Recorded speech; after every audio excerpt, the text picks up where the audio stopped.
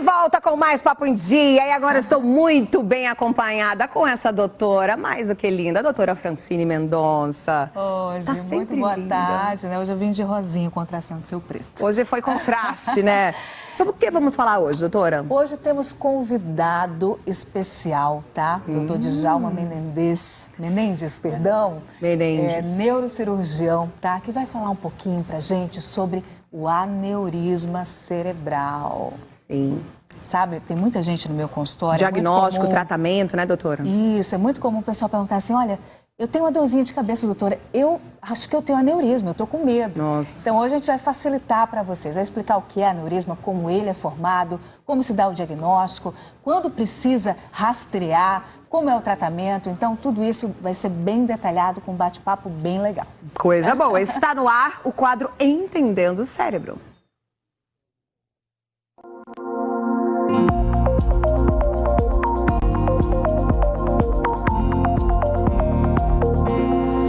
Eu gostei do quadro.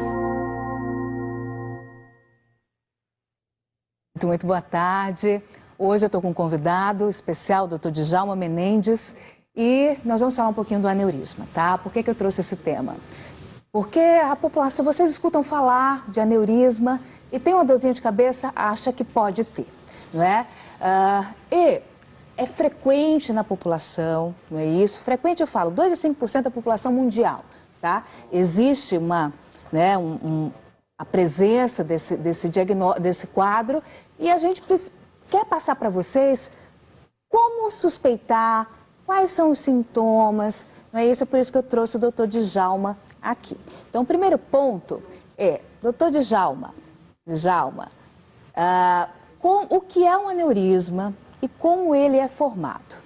Inicialmente, eu gostaria de agradecer o convite, Francine, e acho que é um tema super importante falar sobre os aneurismas cerebrais, né?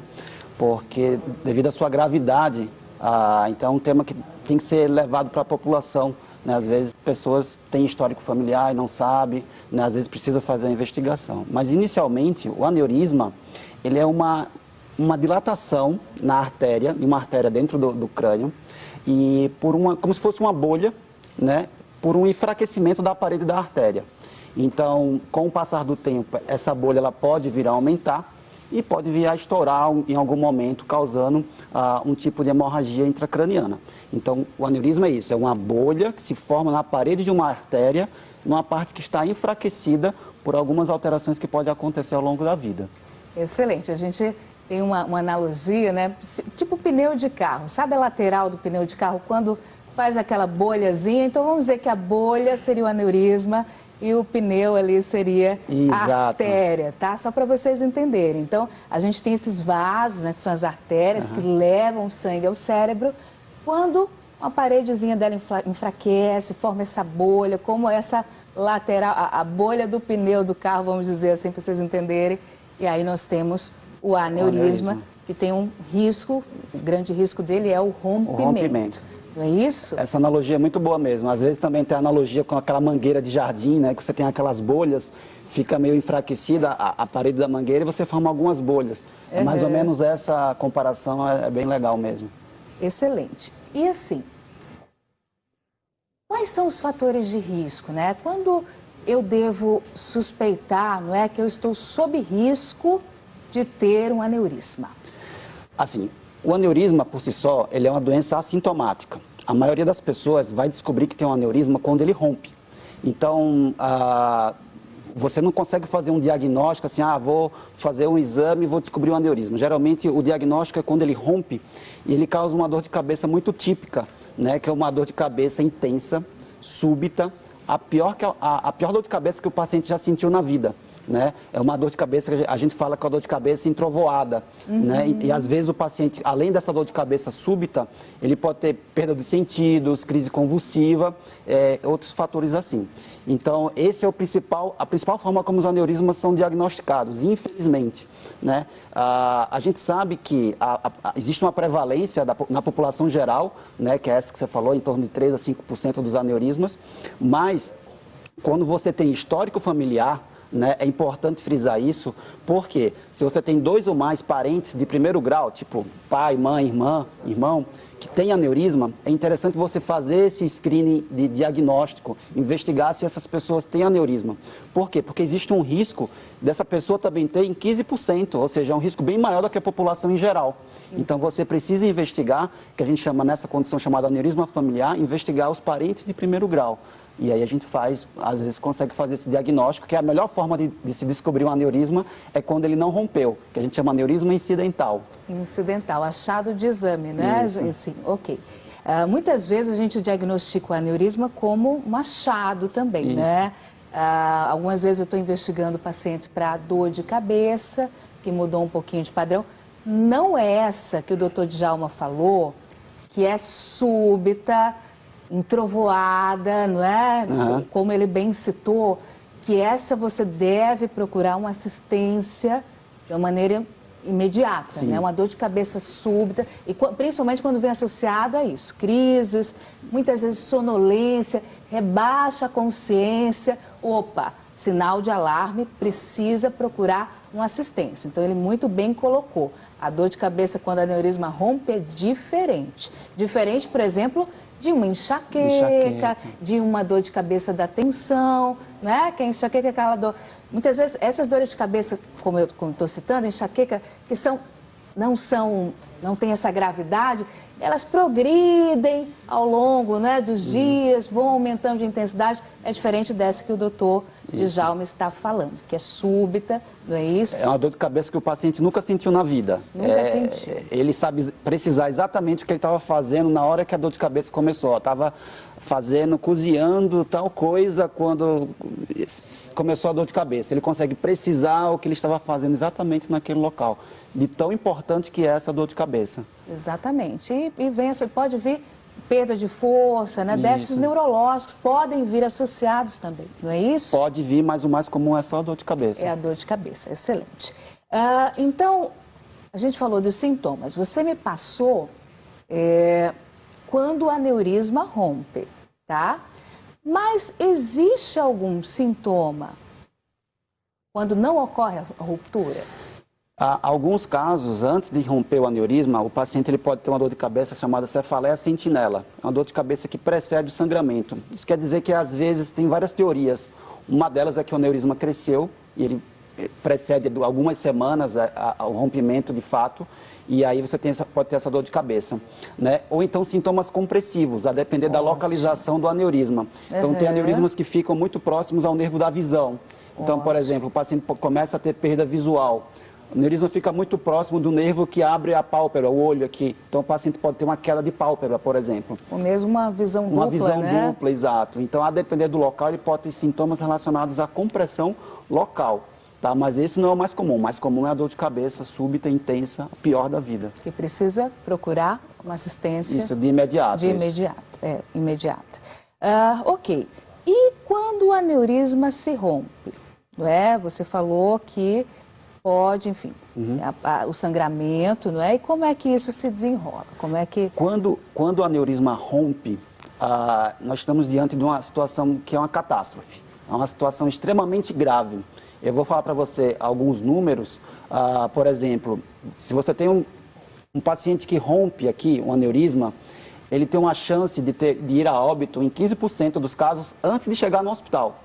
Então, vamos supor, numa população de 100, 15 pessoas vão a óbito antes de chegar ao hospital.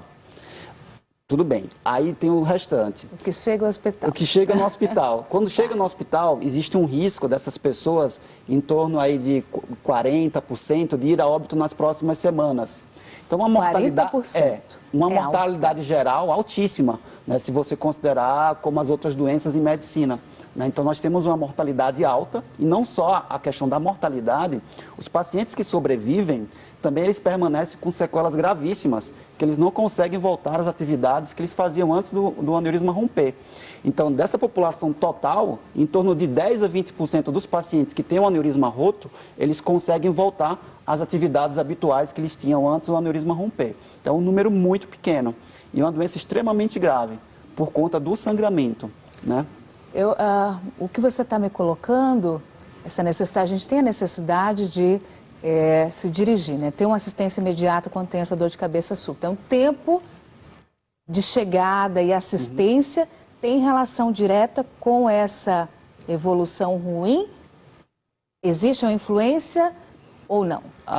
Assim, o ideal é o aneurisma sangrou, ele ser tratado o mais precoce possível, porque depois que ele sangra, mesmo que o paciente sobreviva ou ele consiga ser recebido nos primeiros atendimentos, se ele sangrar de novo, e esse sangramento depois do primeiro sangramento, a taxa é bem maior, se esse aneurisma ressangra, a chance desse paciente evoluir de forma desfavorável é muito alta. Então, assim, o aneurisma sangrou, você tem que tratar o mais precoce possível. Então, tempo de assistência, rapidez com que você se dirige, né? A intervenção. E uma coisa interessante que eu falo para os pacientes, mais para os familiares, quando eu estou com um paciente com aneurisma roto, é que quando a gente trata o aneurisma depois que ele sangra, é só uma etapa do tratamento. Existem complicações que acontecem depois do sangramento que ainda podem interferir na morbimortalidade desses pacientes. Risco de vasoespasmo, isquemia, a hidrocefalia, são várias condições que podem levar o paciente a um quadro neurológico muito pior depois do aneurisma mesmo sendo tratado. Então, assim, é a pontinha do iceberg. Você tratar o aneurisma é evitar para ele ressangrar. Só que aí o paciente... para ressangrar, mas depois tem que permanecer em observação e com tratamento, o paciente fica em UTI. É isso, por esses riscos que o doutor Djalma está colocando, né? Esse vasoespasmo, é quando os vasozinhos estreitam, esse sangue ele não chega lá no cérebro adequadamente, isso pode levar até uma isquemia, não é? Eu falo, uma falta de oxigênio para as células do cérebro. Então, não só tem a questão do sangramento, né? Mas as complicações pós, que isso pode ocorrer, por isso que o paciente, quando tem esse quadro, ele fica em UTI, em cuidados intensivos, monitorando tudo, né? Pressão, volume, diurese, o quanto entra de água, o quanto sai de água. Esse paciente não pode fazer febre, ele não pode desidratar. O ideal, se esse aneurisma não tivesse sido tratado, não sentir dor, controle de agitação, é uma série de medidas intensivas que precisam ser tomadas no ambiente de UTI para evitar as complicações pós-sangramento de um aneurisma intracraniano. Tá vendo, gente? Então, prestem atenção em tudo que ele está falando aqui, viu? Quando suspeitar, procurar atendimento médico, essa questão da assistência, que é super importante, não é? Uma assistência rápida, tá? É isso. Então, chegando no hospital, tá? Como se dá o diagnóstico? Eu tive aquela dor de cabeça súbita, vamos colocar um parente meu. Parente teve uma dor de cabeça súbita, ficou sonolento, vamos supor que ele começou a ter um déficit neurológico, perdeu, né, tá um pouquinho mais fraco, talvez, né, que isso pode, mais raro, mas pode acontecer. Chegou no hospital, e aí? Vai ser atendido, não é, ter assistência. Quais são os exames que são realizados para o diagnóstico? Quando existe, às vezes, eu vou até melhorar essa condição, às vezes ele só teve a dor de cabeça súbita, intensa, pior da vida. Ótimo. E ele não teve o déficit neurológico. Nem essas outras, até para dificultar um pouquinho o diagnóstico, né? Excelente. O paciente chegou com dor de cabeça súbita e intensa, pior da vida, no pronto-socorro, ele precisa ir para uma sala de emergência e fazer uma tomografia de crânio de imediato. Ótimo. Porque a tomografia de crânio, ela vai identificar se houve ou não o sangramento, mas ela não identifica o aneurisma. Então, ela vai olhar que houve um sangramento e aí depois você precisa complementar essa investigação com um exame que a gente chama estudo de vaso. Você precisa fazer uma angiotomografia ou uma angiografia, que é para identificar se realmente esse sangramento foi proveniente de um aneurisma cerebral. Tá? Entendi. E aí então, depois... Isso. Perdão. Não. Então, o paciente chegou, cefaleia súbita, pior da vida, fez a tomografia, identificou um sangramento. Mas é só a tomografia ou, por exemplo, se ele vai com essa dor de cabeça súbita, pior da vida, a tomografia não viu nada. Existe algum outro exame além desse? Existe, a tomografia tem uma limitação. Então, se o sangramento for muito pouco, ou se já faz muito tempo que essa pessoa teve a dor de cabeça, esse sangue ele começa a desaparecer da tomografia e ele não consegue detectar o sangramento. Tá. Então, a gente faz um estudo do líquor cefalorraquidiano, que é o líquido que circula o cérebro, que banha o cérebro, e ali vai ter algumas células antigas que denotam o sangramento prévio. Deixa eu traduzir para vocês. Esse líquido cefalorraquidiano, sabe aquele examezinho da coluna, né? Coloca aquela agulhinha na coluna, que tira, né? A RAC, é que tira esse líquido, tá? E nesse líquido vai se avaliar se houve sangramento, que algumas vezes a tomografia pode vir normal. não detectar. tá bom? Ainda tem essa possibilidade, Por isso que né? o que é mais importante é o quadro clínico. Se o paciente tem um quadro clínico com fatores de risco, paciente hipertenso, tabagista, histórico familiar de aneurisma, cefaleia súbita intensa, 40, 50, 60 anos, tomografia normal, eu tenho que fazer um exame de líquido para esse paciente para saber se houve sangramento ou não, entendeu? Excelente, excelente. Depois você trouxe uns VTzinhos que a gente vai falar do tratamento também do aneurisma, viu? Já já a gente está indo ali para a tela. Ok, então você colocou cigarro, tabagismo, etilismo, o que mais predispõe? Os fatores de risco, né? Nós temos fatores de risco que são que a gente chama fatores de risco modificáveis e não modificáveis. Tipo, você não pode mudar. Então, se você tem um histórico familiar, você não consegue mudar o seu histórico familiar. Então, são fatores de riscos não modificáveis. Agora, entretanto, existem alguns fatores que nós podemos mudar, né? Isso é uma mensagem super importante. Então, pressão alta, hipertensão arterial sistêmica é um fator de risco super importante para a formação do aneurisma, né? Tabagismo, da mesma forma. E aí tem outros, esses são os dois fatores mais estudados e mais relacionados. Porém, pressão alta e cigarro, hein, gente? Cuidado aí, hein? Porém, existem outros fatores que eles também são controversos, podem ter associação ou não, como o consumo excessivo de álcool, né? O colesterol mais elevado. Por quê? Porque leva ao enfraquecimento da parede da artéria, né? Eu até coloquei, acho que um videozinho, como é que o aneurisma se forma. Vamos lá ver esse VT que ele quer mostrar. Ok, então, para deixar bem claro para todo mundo, tá? Nem sempre a gente tem, na verdade, assim, existem condições que a gente vai rastrear esse aneurisma, tá? Não é você achar que teve, que deve procurar, não é assim. Quando a gente deve rastrear? Então, repete, quando você tem parente de primeiro grau. Isso. E quais outras condições? É uma condição que o aneurisma não rompeu. Ok. Então, assim, você tem um histórico familiar de 2 ou mais parentes de primeiro grau que tiveram um aneurisma intracraniano ou tiveram um sangramento por aneurisma intracraniano. Então, você vai precisar investigar essa família, porque essa pessoa ela pode ter até 15% de chance de ter um aneurisma, bem maior do que a população em geral, que a prevalência é de 3 a 5%. Entenderam? Parente de primeiro grau, Isso. maior possibilidade, maior chance de ter. Então, é interessante fazer um exame para diagnosticar. Alguma outra condição que o paciente tenha que fala assim, olha, eu preciso rastrear o aneurisma? Existem algumas doenças que elas estão mais relacionadas com o aneurisma intracraniano. Então, por exemplo, doença renal policística é uma doença que tem um componente genético e tem uma forte associação com doenças com o aneurisma cerebral também. Doenças do colágeno, por exemplo, síndrome de Marfan, essas síndromes elas também têm uma associação maior com a formação do aneurisma intracraniano. Excelente. Então, tem algumas doenças genéticas que, uma vez identificadas, precisa rastrear. Mas, no geral, parente de primeiro grau, não é isso? 2 ou mais parentes. 2 ou mais. Você deve procurar um neurologista, um neurocirurgião para fazer uma avaliação, né, para afastar esse quadro. Só uma coisinha para tranquilizar o pessoal também, Francine, é que assim, não é porque você teve um aneurisma que você vai passar isso para o seu filho. Não é uma condição hereditária. É que naquela população, naquela família, o risco de ter um aneurisma é maior do que a população em geral. Mas não é uma sentença, não é a tá, sentença, gente? exato. Não é uma sentença. Existe um risco maior, mas não significa que o seu filho, enfim, vá ter o aneurisma. Mas significa que é importante rastrear se tem aí 2 ou mais parentes de primeiro grau, tá bom?